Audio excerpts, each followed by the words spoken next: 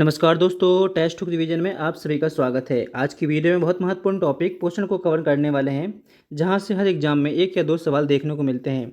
तो हम स्टार्ट करते हैं बिना किसी देरी के। तो हम सबसे पहले समझते हैं कि पोषक पदार्थ किसे कहते हैं, न्यूट्रिशन क्या है। तो देखिए, जिस भोजन का हम सेवन करते हैं उसमें अनेक रासायनिक तत्व होते हैं। इन्हीं रासायनिक तत्वों को पोषक तत्व कहते हैं। दूसरे शब्दों में हम कह सकते हैं कि पोषक तत्व भोजन में उपस्थित आदर्श घटक होते हैं जिनकी आवश्यकता शरीर को स्वस्थ बनाए रखने के लिए होती है। तो सिंपल भाषा में समझाऊं तो कोई से भी रासायनिक तत्व जो हमारे शरीर को स्वस्थ रखते हैं, कोई से भी रासायनिक तत्व, एनी केमिकल कंपाउंड जो क्या करते हैं, हमारे शरीर को स्वस्थ बनाए रखते हैं, उन्हें पोषक पदार्थ कहते हैं, न्यूट्रिशन कहते हैं। न्यूट्रिशन देखो, कुछ न्यूट्रिशन हमें ऊर्जा प्रदान करते हैं जैसे कि कार्बोहाइड्रेट और वसा। कुछ न्यूट्रिशन हमारे शरीर निर्माण में काम करते हैं जैसे कि प्रोटीन और जल। और वहीं कुछ इंपॉर्टेंट न्यूट्रिशन हमारे शरीर में रोगों से रक्षा रखने का काम भी करते हैं, विटामिन और खनिज। अगर हम पोषण के मुख्य घटक की बात करें तो हम जानते हैं कि शरीर को ऊर्जा प्रदान करने का काम कार्बोहाइड्रेट करता है, और इसके अलावा वसा भी शरीर को ऊर्जा प्रदान करता है। शरीर के निर्माण में प्रोटीन की आवश्यकता होती है, और रोगों की रक्षा में विटामिन महत्वपूर्ण भूमिका निभाता है। इसके अलावा हड्डियों और दांतों की मजबूती के लिए खनिज लवण का महत्वपूर्ण योगदान रहता है। शरीर के तापमान में जल महत्वपूर्ण है। तो हमें एक चीज़ समझ में आ रही है कि ऊर्जा ऊर्जा में कौन कौन इंपॉर्टेंट है आपका, कार्बोहाइड्रेट और वसा। यानी ऊर्जा हमें कहाँ से मिलती है, कार्बोहाइड्रेट और वसा से। और वहीं शरीर की मरम्मत के लिए कौन उत्तरदायी है, प्रोटीन। और रोगों से रक्षा करने के लिए कौन उत्तरदायी है, विटामिन। हड्डियों और दांतों की मजबूती के लिए खनिज, और शरीर में टेम्परेचर मेंटेन करने के लिए जल।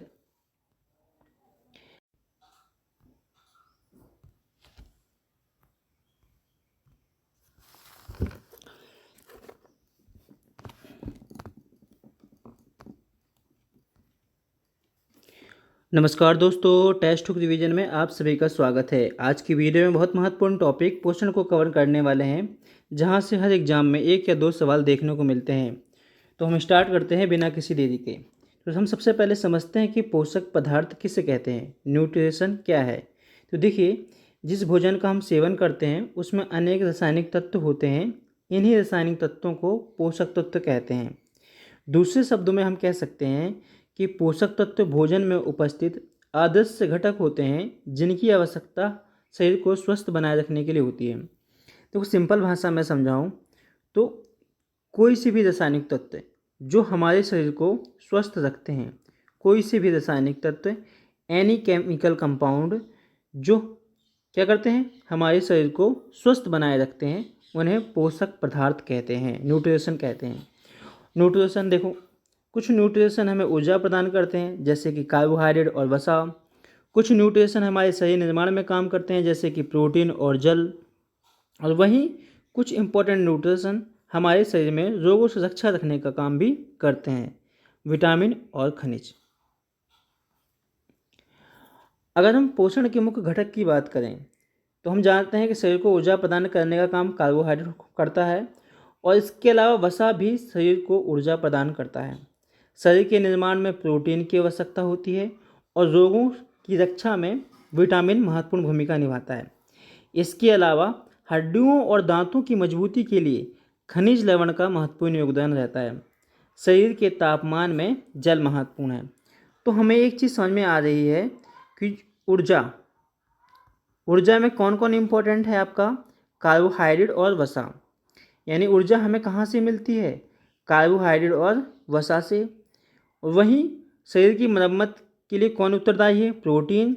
और रोगों से रक्षा करने के लिए कौन उत्तरदायी है, विटामिन। हड्डियों और दांतों की मजबूती के लिए खनिज, और शरीर में टेम्परेचर मेंटेन करने के लिए जल। अब हम कार्बोहाइड्रेट की बात कर लेते हैं, लेकिन एक चीज़ आपको समझना पड़ेगा कि जल किस तरीके से हमारे शरीर में तापमान कंट्रोल करता है। देखो, जब भी बहुत ज़्यादा टेम्परेचर बढ़ता है तो हमारे शरीर में पसीना आता है, और पसीना आने से क्या होता है, वाष्पीकरण होता है। वाष्पीकरण होने से फिर हमें ठंडक महसूस होती है। इस तरीके से आपको समझना पड़ेगा कि जल कहीं ना कहीं टेम्परेचर को मेंटेन रखने का काम करता है।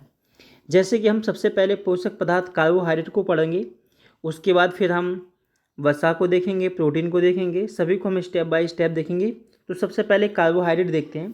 तो देखो, जो कार्बोहाइड्रेट का एक अणु होता है वो कार्बन, हाइड्रोजन और ऑक्सीजन के मॉलिक्यूल से मिलकर बनता है।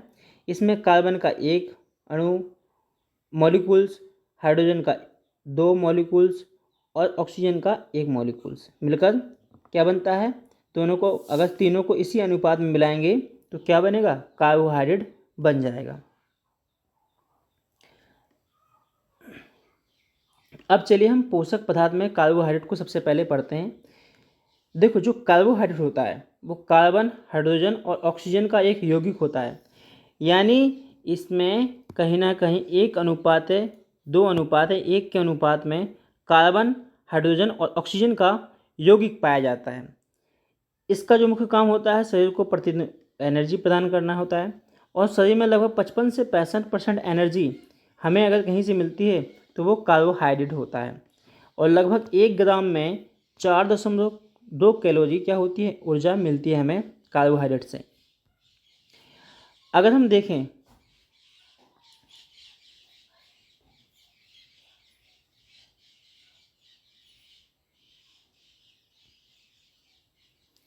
अगर हम कार्बोहाइड्रेट की आगे बात करें तो कार्बोहाइड्रेट को मुख्य रूप से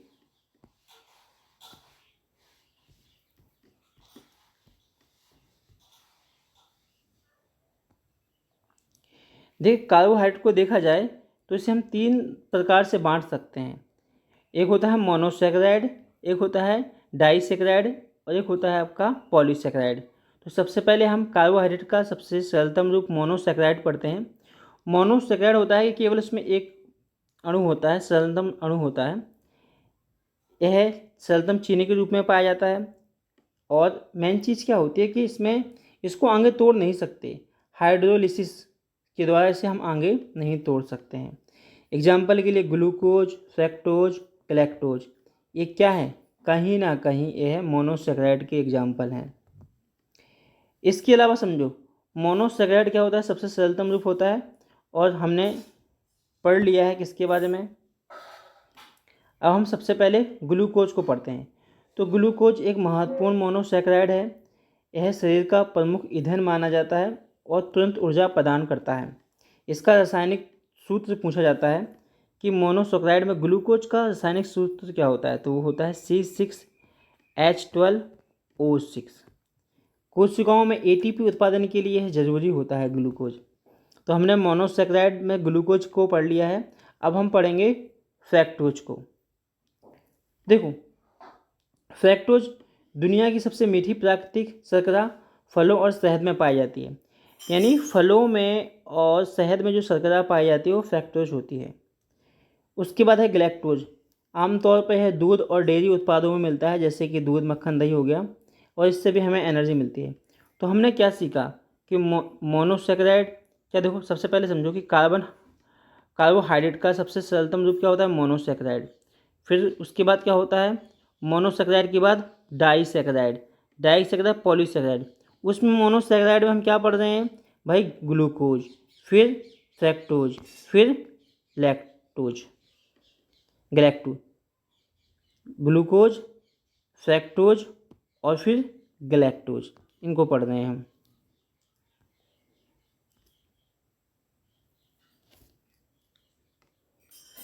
अब हम आते हैं डाइसैकेराइड। डाइसैकेराइड में 2 मोनोसैकेराइड मिलते हैं, यानी 2 मोनोसैकेराइड मिलकर डाइसैकेराइड बनाते हैं। जैसे सुक्रोज कैसे बनता है, तो ग्लूकोज और फ्रैक्टोज मिलकर सुक्रोज बनता है। बेसिकली गन्ने और चुकंदर में यह पाया जाता है।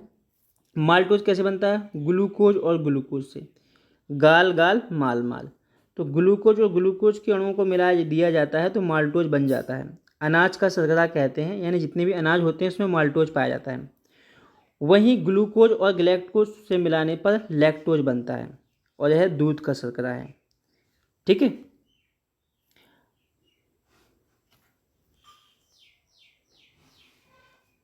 थोड़ा हम और जान लेते हैं। जैसे हमने माल्टोज के बारे में थोड़ा और जानते हैं।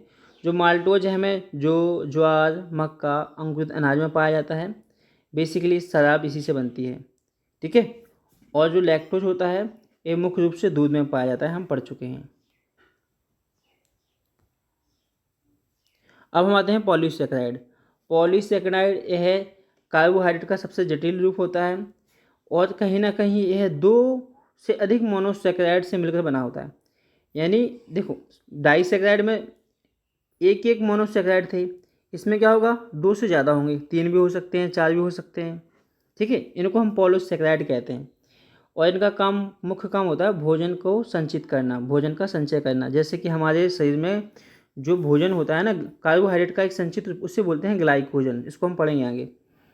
मुख्य रूप से पौधों में यह स्टार्च का सबसे सरलतम रूप है। यदि आपसे पूछे कि पॉलीसेकेराइड का उदाहरण बताओ पौधों में, तो वो स्टार्च है और सेल्यूलोज है। कोशिका भित्ति भी सेल्यूलोज की बनी होती है। पॉलीसेकेराइड का जो उदाहरण मैंने बताया था ग्लाइकोजन, यानी हमारे शरीर में जो भोजन का संचय होता है वो ग्लाइकोजन के फॉर्म में होता है और यह हमारे शरीर में यकृत में और मांसपेशियों में संग्रहित होता है। दूसरा है काइटिन, यह नाइट्रोजन युक्त कार्बोहाइड्रेट है और इस काइटिन जो है ना, एक्चुअली एक कोशिका भित्ति है। काइटिन क्या है, एक कोशिका भित्ति बनी होती है काइटिन से, कवक की। वसा और लिपिड की बात कर लेते हैं। तो देखो, अब हम आते हैं वसा पर। वसा बेसिकली क्या करता है, शरीर को चिकनाई प्रदान करता है। सामान्यतः शरीर जो वसा होता है लिपिड के रूप में होता है, इस तरीके से छोटे छोटे टुकड़े होते हैं। इसमें कार्बन, हाइड्रोजन और ऑक्सीजन के तत्व होते हैं और जो वसा 20 सेल्सियस तापमान ठोस अवस्था में पाया जाता है तो उसे हम वसा ही कहते हैं। लेकिन उस 20 सेल्सियस तापमान पर अगर वो तेल अवस्था में है, अगर 20 सेल्सियस तापमान पर अगर वो द्रव अवस्था में है तो उसे हम तेल कहते हैं। और लगभग 1 ग्राम वसा में 9.3 कैलोरी क्या होती है, ऊर्जा मिलती है। वसा के बारे में और देखेंगे तो वसा के जो मुख्य स्रोत होते हैं, मक्खन होता है, घी होता है, दूध होता है, पनीर होता है, अंडे की जर्दी होती है, मांस का तेल होता है आदि। ये किसके प्रकार हैं, ये वसा के प्रकार हैं। वसा के स्रोत देखते हैं, मक्खन हो गया, घी हो गया, दूध हो गया, पनीर, अंडे की जर्दी, मांस का तेल। यहाँ से हमें क्या मिलता है, वसा मिलता है। वसा की बात करें तो वसा 3 प्रकार का होता है, संतृप्त वसा, असंतृप्त वसा और ट्रांसफैट। संतृप्त वसा क्या होता है, देखो संतृप्त वसा रक्त में कोलेस्ट्रॉल के स्तर को बढ़ाता है। इस प्रकार के वसा का सेवन करने से क्या होता है, अपना स्वास्थ्य खराब होता है। तो बेसिकली क्या होता है, जो मक्खन है, पनीर है, मांस है, घी है, डालडा है, यह सैचुरेट यानी संतृप्त वसा है और इसका अत्यधिक सेवन हमारे शरीर में क्या करता है, कोलेस्ट्रॉल बढ़ाता है। नहीं, हमारे शरीर में जो रक्तवाहिनियाँ हैं उसमें ब्लॉकेज हो जाता है जिससे हार्ट अटैक जैसी समस्या आती है। ठीक है, खून गाढ़ा हो जाता है, सिंपल सी बात इतनी है। अब असंतृप्त वसा क्या होता है, ये भैया अनसैचुरेटेड फैट होता है और हमारे दिल के लिए और स्वास्थ्य के लिए अच्छा होता है और इसका जो मेन काम है हानिकारक कोलेस्ट्रॉल को कम करता है। ये महंगा भी मिलता है, जैसे मूंगफली का तेल हो गया, सोयाबीन का तेल हो गया, जैतून का तेल हो गया, सूरजमुखी का तेल हो गया, काजू बादाम, इनके तेल क्या माने जाते हैं, असंतृप्त वसा माने जाते हैं। ठीक है, ट्रांस फैट क्या है भैया, ये बहुत ही बेकार टाइप के वसा होते हैं। यह कोलेस्ट्रॉल को क्या करते हैं, अच्छी कोलेस्ट्रॉल होते हैं ना उनको कम करते हैं, जिससे हृदय रोग बढ़ता है। यानी देखो 2 प्रकार के कोलेस्ट्रॉल होते हैं, अच्छे और बुरे। तो ये भैया क्या करते हैं, अच्छे कोलेस्ट्रॉल को ख़त्म करने का काम करते हैं, जिससे हृदय रोग हो जाता है। बेसिकली यह वसा कहाँ मिलता है, जितने भी फास्ट फूड हैं, कुरकुरे हैं, इनमें पाया जाता है। तो देखो सबसे पहले है संतृप्त वसा, जो कि हमारे स्वास्थ्य के लिए हानिकारक है, डालडा वगैरह, घी हो गया। दूसरा असंतृप्त, जो कि हमारे शरीर के लिए सही है। लेकिन जो तीसरा प्रकार का है ट्रांस फैट, ये भैया बहुत ही खतरनाक है हमारे शरीर के लिए। तो अब वसा के जो मेन कार्य देख लेते हैं कि वसा की एक्चुअली उपयोगिता क्या होती है। तो देखो, वसा हमारे शरीर में ऊर्जा का संग्रहित करता है। ठीक है, और यह त्वचा के नीचे जम जाता है। यानी हमारे शरीर में जो लॉन्ग टाइम की एनर्जी होती है वो वसा के फॉर्म में रहती है। यह अंगों को सुरक्षा प्रदान करता है। अब त्वचा के नीचे यह चला जाएगा तो क्या हो जाएगा, हमारी चमड़ी थोड़ी मोटी हो जाएगी, जिस वजह से हमें कोई भी चोट अगर मारेगा तो हमें उससे कम चोट लगेगी। वसा से शरीर का टेम्परेचर भी कंट्रोल होता है। एक क्वेश्चन बनता है कि ऊँट के कावड़ में क्या पाया जाता है, तो आपको क्या कहना है, वसा पाया जाता है, स्वस्थ कोशिकाओं के कार्य को भी बढ़ावा देता है। अब हम पढ़ते हैं प्रोटीन। देखो हमने कार्बोहाइड्रेट पढ़ लिया है, कार्बोहाइड्रेट पढ़ लिया है हमने हमने उसमें ये पढ़ लिया कि कार्बोहाइड्रेट के 3 रूप होते हैं। पहला रूप क्या कहलाता है, पहला रूप कहलाता है आपका मोनोसेक्राइड, दूसरा क्या कहलाता है डाइसेक्राइड, तीसरा क्या कहलाता है पॉलीसेक्राइड। मोनोसेक्राइड भी कितने टाइप के होते हैं, ग्लूकोज, फ्रक्टोज और गैलेक्टोज। और जो आपका डाइसेक्राइड होता है वो भी 3 प्रकार का होता है, सुक्रोज, माल्टोज और लैक्टोज। ठीक है। और पॉलीसेक्राइड में क्या पढ़ा था हमने, ग्लाइकोजन, काइटिन। तो मैंने लगभग सारी चीज़ें एक बार रिवीजन करा दी। अब प्रोटीन पढ़ते हैं, है ना, प्रोटीन पढ़ते हैं। देखो प्रोटीन क्या होता है, एक जटिल कार्बनिक पदार्थ होता है। इसमें एक चीज़ नई ऐड हो जाती है, नाइट्रोजन। भाई कार्बन भी इसमें होता है, हाइड्रोजन भी इसमें होता है, ऑक्सीजन भी होता है। इसमें नया क्या हो जाता है, नाइट्रोजन इसमें शामिल हो जाता है। ठीक है। और यह शरीर के अमीनो अम्ल का निर्माण करता है। बेसिकली हमारे शरीर के लिए 20 प्रकार के प्रोटीन की आवश्यकता होती है, जिसमें से 10 तो हमें देखो भोजन के द्वारा मिल जाते हैं, और 10 प्रकार की जो प्रोटीन होते हैं वो हमारा शरीर खुद बनाता है। प्रोटीन के बारे में समझो थोड़ा। प्रोटीन अम्ल पेप्टाइड बंध द्वारा जुड़कर प्रोटीन बनाते हैं। मानव शरीर का लगभग 15 से 10% भाग प्रोटीन से बना होता है, बहुत इंपॉर्टेंट पार्ट है। और लगभग हमें 1 किलोग्राम, है ना, प्रति ग्राम में हमें लगभग 4.2 कैलोरी ऊर्जा मिलती है। क्लियर है। बेसिकली प्रोटीन के सोर्स क्या हैं, दूध है, मक्खन है, दाल वगैरह है, मछली है, अंडा वगैरह है। अगर आपसे कोई पूछे कि सबसे ज़्यादा प्रोटीन कहाँ से मिलता है, तो भैया वो सोयाबीन की दाल, ध्यान करना, यहाँ इसमें सबसे ज़्यादा प्रोटीन पाया जाता है। अब कुछ प्रोटीन के सोर्स देखते हैं। देखो रक्त में जो प्रोटीन होता है वो हीमोग्लोबिन के फॉर्म में होता है, फाइब्रिनोजन प्रोटीन मिलता है और प्रोथ्रोम्बिन प्रोटीन मिलता है। जी प्रोटीन है ना, ये हमारे रक्त में मिलते हैं इस फॉर्म में, हीमोग्लोबिन, फाइब्रिनोजन, प्रोथ्रोम्बिन। वहीं हड्डी में यह कोलेजन के फॉर्म में पाया जाता है प्रोटीन। मांसपेशी में एक्टिन और मायोसिन के फॉर्म में। भोजन की बात कर लेते हैं तो गेहूं में पाया जाता है ग्लूटेन प्रोटीन, गाजर में कैरोटीन प्रोटीन पाया जाता है, ध्यान करना। अंडा, देखो अंडा के अंदर जो अपना पार्ट होता है पीला पीला टाइप का, उसको उसमें पाया जाता है एल्ब्यूमिन प्रोटीन। और वहीं जो बाहरी होता है सफ़ेद सा पार्ट, उसमें पाया जाता है विटेलिन प्रोटीन। दूध में पाया जाता है भैया केसिन प्रोटीन, इंपॉर्टेंट है। वहीं बाल, नाखून, खुर में अल्फा कैरोटीन प्रोटीन पाया जाता है। देखो गाजर में कैरोटीन है, लेकिन यहाँ पर देखो अल्फा कैराटीन है। कैरोटीन और कैराटीन में अंतर देखना। मानव शरीर में सबसे ज़्यादा कौन सा प्रोटीन पाया जाता है, तो ध्यान करना कोलेजन। अब प्रोटीन की कमी से होने वाले रोग देखते हैं जो बहुत ज़्यादा इंपॉर्टेंट है। जैसे देखो एक तो होता है क्वाशिकोर रोग। इसमें क्या होता है भैया कि इसमें उसके शरीर का मानसिक और शारीरिक विकास रुक जाता है, यानी बढ़ता नहीं हो। पहली बात तो गुंठा रह जाता है। अब वो ठनगा ठनगा दिखेगा, उसका पेट बाहर निकल जाएगा, पतला पतला, पतले पतले हाथ होंगे, लेकिन क्या होगा, एक चीज़ बढ़ेगी उसकी, पेट पेट बाहर निकल जाएगा। और दूसरा रोग होता है मेरास्मस। इसमें क्या होता है, ये भी प्रोटीन की कमी से होता है, और इसे हम सूखा रोग भी कहते हैं। बेसिकली क्या है, इसमें पूरा शरीर सूख जाता है। अब एग्जाम में जब सवाल आते हैं तो हम कंफ्यूज होते हैं कि कौन सा क्या है भाई। अभी तो पता है कि प्रोटीन से 2 प्रकार के रोग होते हैं, क्वार्स्कोर और मरामस। तो ये तो तुमको पहला पता होना चाहिए, लेकिन दूसरा तुम्हें ये भी ध्यान रखना चाहिए कि भाई किस में पतला हो जाता है पूरी तरीके से, तो ये हो जाता है मेरास्मस में। इसको कैसे याद करेंगे, मरा हुआ सा, मरा हुआ सा। भाई इसका तो पेट फूला हुआ दिख रहा है, तो ये तो मरा हुआ दिखेगा नहीं, लेकिन इस ट्रिक से याद रख सकते हो कि मरा हुआ सा, मेरास्मस यानी मरा हुआ सा। इसमस माने स्मॉल, यानी भैया हर सब कुछ स्मॉल हो गया इसका। ठीक है, इसका वजन बहुत कम हो जाता है। सबसे ज़्यादा भाई इसका पेट निकला रहेगा तो उसे अपन मरा सा कह सकते हैं, नहीं कह सकते। तो इस तरीके से आप याद कर लेना। अब आते हैं हम कैल्शियम से। तो देखो मानव शरीर में कैल्शियम, अब हम आते हैं खनिज। कुछ खनिज की बात कर लेते हैं, जैसे कैल्शियम। तो हमारे शरीर में जो कैल्शियम का जो मेन काम होता है वो होता है हड्डियों और दांतों का निर्माण करना या उसको मजबूती बनाए रखना। ठीक है। और इसके सोर्स क्या हैं, दूध है, पनीर है, मछली है, अंडा है। इसकी कमी से देखो एक रोग हो जाता है ऑस्टियोपोरोसिस, रक्त के थक्के को जमने में रोकने में सहायक होता है कैल्शियम, बहुत इंपॉर्टेंट है। तंत्रिका तंत्र में भी सहायक होता है, यानी जो व्यक्ति कैल्शियम कम खाएगा ना तो उसका दिमाग कम काम करेगा, पर ज़्यादा खाने से भी नुकसान है। तो ये हमने समझ लिया।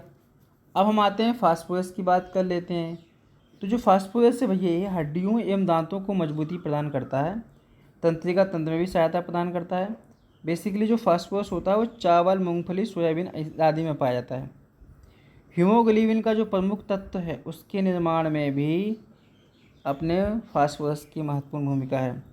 यह हरी सब्जियां, अमरूद, अंगूर में प्रचुर मात्रा में पाया जाता है। इसकी कमी से रक्त क्षीणता, एनीमिया रोग हो जाता है, ध्यान करना। आयरन की कमी से, ठीक है, यहाँ पर समझना कि जो आयरन है ये इसकी कमी से क्या हो जाता है, रक्त क्षीणता, एनीमिया रोग हो जाता है। बेसिकली हीमोग्लोबिन में अपना आयरन पाया जाता है। अगर पूछे कि आपके शरीर में जो आयरन है वो कहाँ मिलेगा, तो हीमोग्लोबिन में मिलेगा। अब आ जाते हैं आयोडीन की बात करना भैया। टाटा नमक, यह थायराइड ग्रंथि है सही से कार्य करने के लिए सहायक होता है। यानी जो थायराइड ग्रंथि है ना भैया, उसमें अगर उसको सही तरीके से वो वर्क करे तो इसको सही तरीके से वर्क करने के लिए जो खनिज इम्पोर्टेंट होता है वो होता है आयोडीन, और इसकी कमी से घेंग होता है, घेंगा रोग, ये ध्यान करना है। अब हम जल की बात कर लेते हैं।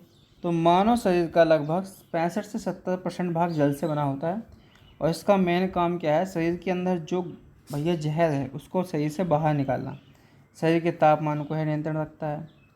ठीक है, तो इसका मोटा मोटा काम इतना याद रखो कि 70% के समथिंग जल से हमारा शरीर बना होता है। अब हम एक बार सारी चीज़ें रिकॉल कर लेते हैं डायग्राम के फॉर्म में, क्योंकि हमने पढ़ा, अब हम चीज़ों को समेटते हैं। तो देखो पोषक पदार्थ क्या है भैया, जो अदृश्य घटक हैं और हमारे शरीर को स्वस्थ बना रखते हैं। कोई पूछे पोषक पदार्थ क्या है तो आप कहोगे ऐसे अदृश्य घटक जो शरीर को स्वस्थ बनाए रखते हैं। बेसिकली ऊर्जा प्रदान करने वाले पदार्थ कौन है, कार्बोहाइड्रेट, वसा। शरीर निर्माण करने वाले कौन है, प्रोटीन और जल। और रोगों से रक्षा करने वाले पोषक पदार्थ कौन है, विटामिन और खनिज। तो ये भैया हैं कार्बोहाइड्रेट हो गया, वसा, प्रोटीन को देख लो एक बार। पोषक पदार्थ, जैसे हम कार्बोहाइड्रेट की बात करेंगे तो हमने पढ़ा था कि जो ये कार्बोहाइड्रेट होता है कार्बन, हाइड्रोजन और ऑक्सीजन का यौगिक होता है, और इसका रेशो क्या था, 1:2:1। इसका मेन काम क्या था, शरीर को ऊर्जा प्रदान करना, और लगभग 55 से 65% भाग हमें वो जो एनर्जी मिलती है वो कार्बोहाइड्रेट से मिलती है। 1 ग्राम में लगभग 4.2 कैलोरी ऊर्जा होती है। कार्बोहाइड्रेट की हमने बात कही थी कि हमें मिलता कहाँ से, देखो ये अनाज हो गया, शहद, आलू, केला, अमरूद, गुड़, शकरकंद, यहाँ से मिलता है। और यह स्वाद में क्या होते हैं, मीठे होते हैं। इसके हमने 3 टाइप देखे थे, मोनोसैकेराइड, डाइसैकेराइड और पॉलीसैकेराइड। भाई मोनोसैकेराइड क्या है, ये सबसे सरलतम रूप था, और इसमें 3 भाई मोनोसैकेराइड में कितने टाइप में बांटा गया, ग्लूकोज, फ्रैक्टोज और गैलेक्टोज। जिसमें ग्लूकोज से सबसे जल्दी एनर्जी मिलती है, इसीलिए हम इसे शरीर का ईंधन कहते हैं। और ग्लूकोज का तो सूत्र भी याद करना है, C6H12O6। अब फ्रैक्टोज की बात कर लेते हैं। तो फ्रैक्टोज, देखो ग्लूकोज की हम बात कर चुके हैं, तो ग्लूकोज का हम सूत्र भी याद कर चुके हैं, और यह सरलतम रूप है। जो फ्रैक्टोज है, इतना याद करना कि जो फ्रैक्टोज है ना भैया फलों में पाया जाता है। यानी दुनिया की सबसे मीठी प्राकृतिक शर्करा क्या है, फ्रैक्टोज है, फलों की मीठीपन का कारण है। गैलेक्टोज क्या है भैया, यह दूध वगैरह में पाया जाता है। अब आ जाते हैं हम डाइसैकेराइड। डाइसैकेराइड क्या होता है, जो दोनों मोनोसैकेराइड से मिलकर बना होता है। यानी ग्लूकोज और फ्रैक्टोज मिलकर सुक्रोज बनाते हैं, ग्लूकोज और ग्लूकोज मिलकर माल्टोज बनाते हैं, ग्लूकोज और गैलेक्टोज मिलकर लैक्टोज बनाते हैं। सुक्रोज हमें कहाँ मिलता है, गन्ने एवं गुड़ में मिलता है, ठीक है, चीनी में मिलता है। तो चीनी में कौन सा शर्करा पाया जाता है, तो आप कहोगे सुक्रोज। एक बार माल्टोज को फिर से देख लेते हैं। गेहूँ, ज्वार, मक्का आदि में पाया जाता है, लैक्टोज दूध में पाया जाता है। अब बात है पॉलीसैकेराइड का, एक बार दोबारा से रिवीजन कर लेते हैं। तो यह सबसे जटिल शर्करा है और 2 से अधिक मोनोसैकेराइड से मिलकर बना होता है। स्टार्च पौधों में पाया जाता है और जो कैप्सूल होता है ना वो भी स्टार्च का बना होता है। मोस्ट इंपॉर्टेंट पॉइंट, सेलुलोज में जो भाई जो कोशिका भित्ति होती है ना पौधों की, वो सेलुलोज की बनी होती है। पॉलीसैकेराइड के कुछ और देख लेते हैं एग्जाम्पल। जैसे ग्लाइकोजन, यह जानवरों में क्या है भैया, खाद्य भंडार का काम करता है। यकृत और मांसपेशियों में संग्रहित होता है। काइटिन क्या होता है? काइटिन होता है कोशिका भित्ति कवक की, ठीक है। अब हम आ जाते हैं वसा पर। तो वसा क्या है भैया? एक प्रकार का चिकनाई है और इसका अत्यधिक यूज हमें, अगर हम इसे ज़्यादा खाएंगे तो हमारे शरीर के लिए हानिकारक होता है। बेसिकली देखो, अगर कोई वसा 20 टेम्परेचर डिग्री में तरल है, द्रव अवस्था में है, तो उसे हम तेल कहेंगे। और लगभग 20 से 30% एनर्जी हमें वसा से मिलती है और लगभग 1 ग्राम वसा से 9.3 कैलोरी एनर्जी मिलती है, ध्यान करना। और 1 ग्राम कार्बोहाइड्रेट से 4.2 किलो कैलोरी ऊर्जा मिलती थी। वसा कितने प्रकार के होते हैं? वसा 3 प्रकार के होते हैं। वह रिकॉल कर रहे हैं भैया, संतृप्त वसा, असंतृप्त वसा और ट्रांसफैट वसा। जिसमें जो संतृप्त वसा होता है यह कोलेस्ट्रॉल बढ़ाता है, इसलिए इसको कम मात्रा में खाना चाहिए।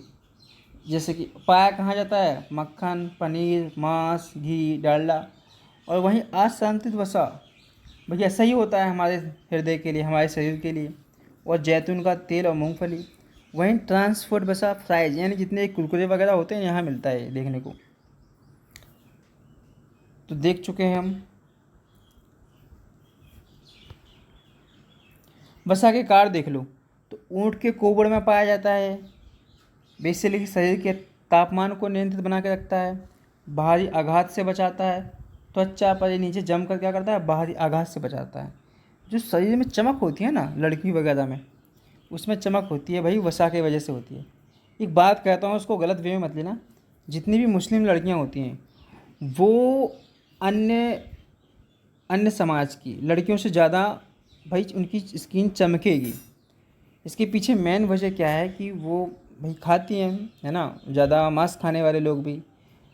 तो क्या होता है उसमें वसा पाया जाता है, जिस वजह से उनकी स्किन पर ज़्यादा चमक होती है। भाई तुम कोई सी भी क्रीम लगा लो, तो जो मुस्लिम गर्ल्स होती है ना उनकी स्किन देखना तुम कभी, वो बहुत ज़्यादा ग्लो करेगी, चमकेगी।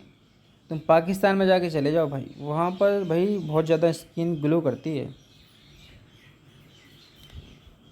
अब हम प्रोटीन की बात कर लेते हैं। तो प्रोटीन एक जटिल कार्बनिक पदार्थ है। बेसिकली इसमें कार्बन पाया जाता है, हाइड्रोजन पाया जाता है, ऑक्सीजन पाया जाता है और सबसे इम्पोर्टेंट चीज़ नाइट्रोजन पाया जाता है। और लगभग हमारे शरीर में 20 प्रकार के अमीनो अम्ल होते हैं, जिसमें से 10 तो हम बाहर से ले लेते हैं और 10 हमारा शरीर खुद बना लेता है। और इनका काम, मेन काम क्या है? शरीर में वृद्धि और अंगों की मरम्मत करना। प्रोटीन देखो क्या करता है भैया, इसका काम देखो। तो शरीर की संरचना करता है, लगभग 15 से 17% जो भाग होता है प्रोटीन का बना होता है। एनर्जी कितनी मिलती है? 4.2 कैलोरी, यानी कार्बोहाइड्रेट जैसी एनर्जी मिलती है। और इसमें पाया कहाँ? दूध खाओ, पनीर खाओ, अंडा खाओ, मांस, मछली, यहाँ से तुमको दबा के प्रोटीन मिलेगा। पर सबसे ज़्यादा प्रोटीन मिलता है सोयाबीन से। प्रोटीन का काम क्या है?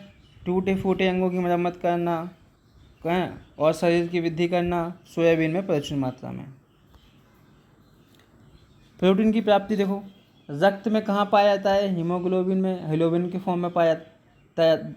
हमारे शरीर में रक्त में हीमोग्लोबिन प्रोटीन पाया जाता है, फाइब्रिनोजन प्रोटीन पाया जाता है, प्रोथ्रोम्बिन। हड्डी में कोलेजन के फॉर्म में प्रोटीन पाया जाता है। मांसपेशियों में एक्टिन के फॉर्म में पाया जाता है और मायोसिन। जो बाल नाखून होते हैं ना उनमें पाया जाता है अल्फा कैराटीन। ध्यान करना, गाजर में कैरोटीन है और यहाँ पर कैराटीन। अंडे का जो सफ़ेद भाग होता है उसमें पाया जाता है एल्ब्यूमिन प्रोटीन, और जो पीला भाग होता है उसमें पाया जाता है विटेलिन। सॉरी अगर मैंने पिछली बार गलत बोल दिया हो, आई एम रियली सॉरी, माफ़ करना मुझे। अब मैंने कहा था प्रोटीन की कमी से होने वाले रोग क्या हैं? तो एक होता है क्वाड्रप्लेजिया, जिसमें बच्चे की मानसिक वृद्धि रुक जाती है और उसका पेट बाहर निकल आता है। मेरा मस्त में मरासा यानी सूख जाता है पूरी तरीके से। खनिज लवण की बात कर लेते हैं। तो कैल्शियम हड्डियों में दांतों के निर्माण में आवश्यक होता है। मिलता कहाँ है? दूध, मांस और है ना, सब्जियों में मिलता है। कमी से ऑस्टियोपोरोसिस नामक रोग हो जाता है।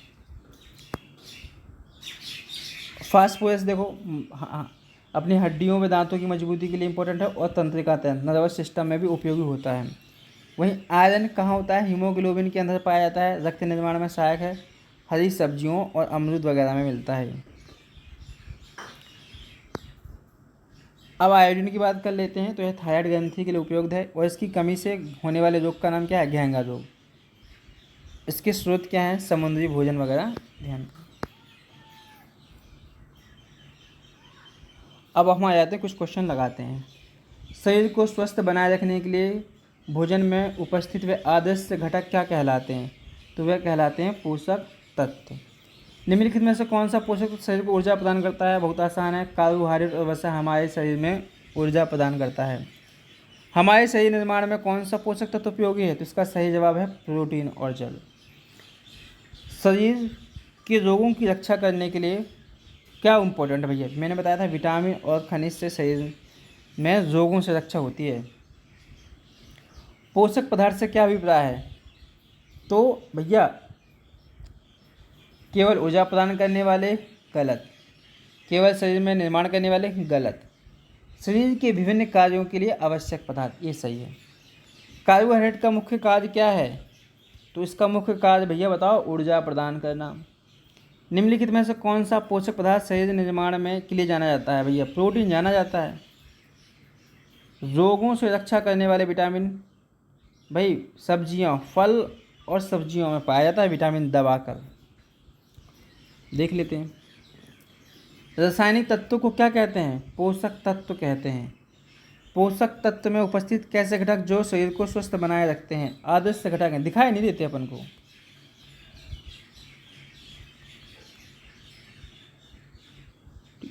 मानव शरीर में भैया निर्माण के लिए कौन है? प्रोटीन और जल। आसान है, जल्दी जल्दी देख लेते हैं। मानव में उपस्थित तत्व शरीर के रोगों से रक्षा करता है भैया, प्रोटीन और शर्करा। आसान आसान सवाल है इसमें। तो कार्बोहाइड्रेट किन तत्वों से मिलकर बनता है? तो मैंने कहा था कार्बन, है ना, क्या था? CH O, carbon, hydrogen, oxygen. Carbon, hydrogen और ऑक्सीजन, सी ऑप्शन सही है इसका जवाब। अब देखो, कार्बोहाइड्रेट में कार्बन, हाइड्रोजन, ऑक्सीजन किस अनुपात में होते हैं? 1:2:1 में, यानी ऑप्शन बी सही है। हमारे दैनिक आहार में किस पोषक तत्व की मात्रा सर्वाधिक होती है? तो उसका सही जवाब हो जाएगा अपना भाई कार्बोहाइड्रेट की मात्रा सबसे अधिक होती है, 55 से 60% के समथिंग। हमारे शरीर में कुल आवश्यक ऊर्जा का लगभग कितना प्रतिशत पूर्ति कार्बोहाइड्रेट द्वारा होती है? तो लगभग मैंने बताया था 55 से 65%। 1 ग्राम कार्बोहाइड्रेट से कितनी एनर्जी मिलती है? 4.2 किलो कैलोरी। कार्बोहाइड्रेट का शर्करा भी शुगर कहा जाता है और यह स्वाद में कैसे होते हैं? कड़वे होते हैं क्या? बने भाई मीठे होते हैं, मीठे मीठे होते हैं। संरचना के आधार पर कार्बोहाइड्रेट का मुख्य रूप से कितने प्रकार से विभाजित किया गया है? तो 3 प्रकार से विभाजित किया गया है। देखो, मोनोसैकेराइड, डाइसैकेराइड और पॉलीसैकेराइड। केवल एक ही प्रकार के शर्करा अणुओं से बने सबसे सरलतम कार्बोहाइड्रेट को क्या बोलते हैं? मोनोसैकेराइड कहते हैं। पाचन क्रिया के दौरान कार्बोहाइड्रेट किस अंतिम रूप में प्राप्त किया जा सकता है? तो देखो, मोनोसैकेराइड को अंतिम रूप से प्राप्त किया जा सकता है। निम्नलिखित में से कौन सा एक मोनोसैकेराइड का प्रमुख उदाहरण है? तो क्या हो जाएगा इसका सही जवाब? ग्लूकोज। मानव शरीर को तुरंत ऊर्जा प्रदान करने वाले क्या हैं? भैया ग्लूकोज ही है। ग्लूकोज का रासायनिक सूत्र क्या है? C6H12O6। तो सही जवाब आंसर है इसका ए ऑप्शन। निम्नलिखित में किस शर्करा को शरीर का ईंधन कहते हैं? तो वो पहला ऑप्शन हो जाएगा और डी ऑप्शन ग्लूकोज को शरीर का ईंधन कहते हैं।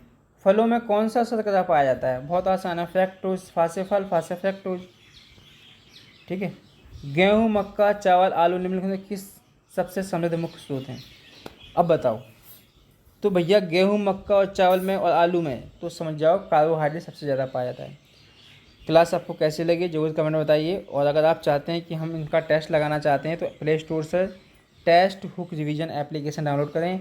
स्पेलिंग डालना TESTHOOK टेस्ट हुक, एच डालना, बी मत डाल देना।